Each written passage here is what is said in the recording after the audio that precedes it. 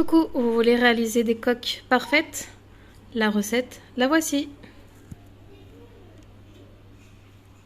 Pour faire des coques à macarons parfaites, la recette est simple et vous allez voir que si vous la suivez à la lettre, c'est impossible que vous la ratez.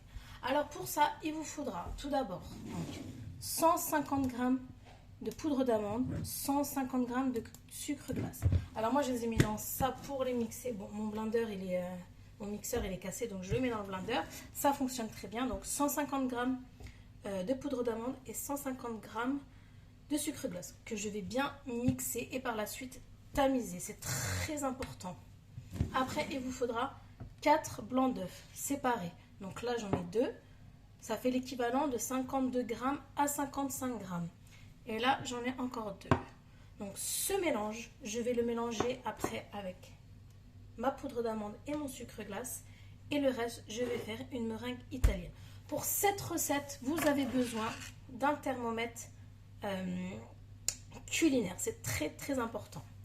On aura besoin également, alors moi j'ai déjà mis dans ma casserole de 150 g de sucre et 38 millilitres d'eau. Donc je vais porter à ébullition jusqu'à 112 degrés.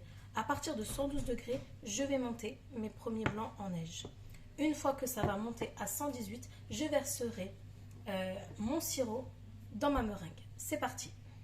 Donc maintenant, j'ai bien mixé. Je vais venir tamiser, très important aussi. Donc je le fais en plusieurs fois. Vous tamisez votre sucre glace, donc 150 g de sucre glace et 150 g de poudre d'amande. Donc maintenant, voilà, j'ai bien tamisé, donc elle est bien tamisée. Je vais prendre un de mes œufs, donc ça je mets de côté. Donc là, il y a 2 blancs d'œufs. Alors moi, je mets de la vanille, des petites graines de vanille. Vu que je veux essayer de faire des coques, je vais faire des coques blanches à la vanille. Donc une fois que j'ai mélangé mon mélange, je le rajoute ici. Et maintenant, je laisse de côté et je vais m'occuper maintenant de ma meringue. C'est parti. Donc là, je mets à chauffer donc 150 g de sucre avec 38 ml d'eau. Donc là, dans mon bol de mon robot, j'ai mis une pincée de sel et je rajoute mes 2 autres blancs d'œufs. Donc maintenant, cette partie, elle est très importante. On va faire donc chauffer notre sucre et notre eau. On va laisser monter jusqu'à 112 degrés. Une fois que 112 degrés, on pourra commencer à battre nos blancs d'œufs. Donc là, ça commence à bouillir. On fait très attention car ça monte vite. Là, on est déjà à 97. Donc, je remue, il ne faut pas laisser comme ça parce qu'en fait, si vous touchez le fond de la casserole, c'est le fond de la casserole qui va être encore plus chaud. Donc, il faut vraiment, genre, juste prendre en température le sirop. Donc là, nous montons à 105. Donc là, nous montons à 111 degrés. Donc, je vais commencer 112, c'est bon. Je commence à monter mes blancs. Donc une fois que votre sirop monte à 118 degrés, vous allez verser votre sirop sur les parois de votre bol et vous continuez de monter vos œufs à vitesse maximum. Une fois que votre bol a refroidi, la meringue est prête. Une fois que vous avez bien laissé refroidir en même temps votre bol, ça veut dire que votre meringue est prête. Vous voyez ce beau bec. Là, vous avez un beau bec d'oiseau et là, c'est prêt. Maintenant, je prends donc mon mélange poudre d'amande, sucre glace, 2 blancs d'œufs et de la poudre de vanille. Et là, je vais venir ajouter ma meringue. Donc là, on a une belle meringue. Hop. Et on va mélanger délicatement. Donc là, ça s'appelle le macaronnage.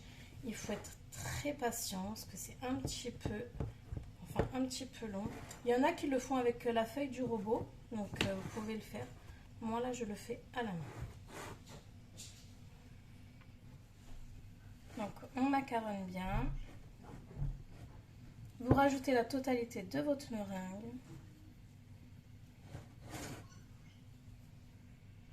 Donc une fois que vous avez bien tout mélangé, ça doit faire un joli ruban. Vous voyez?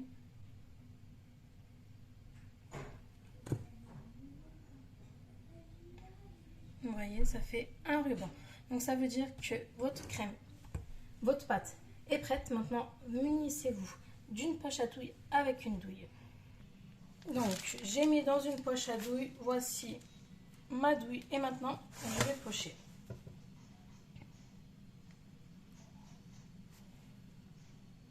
Alors il y en a qui le font directement sur du papier cuisson. Moi, j'arrive pas encore à maîtriser vraiment sans avoir une marcation. Donc moi j'utilise ce tapis de silicone qui marche très bien. Il y a beaucoup de gens qui disent non, ça marche pas, mais pour ma part, moi ça marche.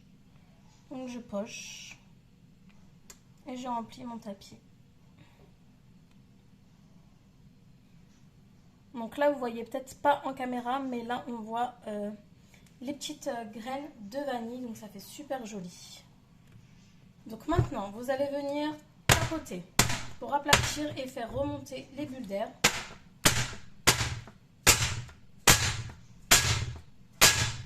Et maintenant on va mettre pendant 20 minutes à 150 degrés au milieu du four, chaleur tournante. C'est parti. Donc voici le résultat après 20 minutes. Donc comme vous pouvez voir, il y a bien la collerette qui s'est bien formée. Alors laissez vraiment refroidir complètement avant de les retirer. C'est très important. Donc voilà, vous voyez, je ne sais pas si vous arrivez à voir, mais vous voyez, on peut voir les petites graines de vanille. Et franchement, il y a même la petite odeur de vanille. Donc vous voyez, cette recette est très très simple à réaliser. Alors voici le résultat après cuisson. Comme vous pouvez voir, vous avez des coques parfaites. Donc si cette recette vous a plu, n'oubliez pas de liker, de partager et si vous n'êtes pas encore abonné, de vous abonner.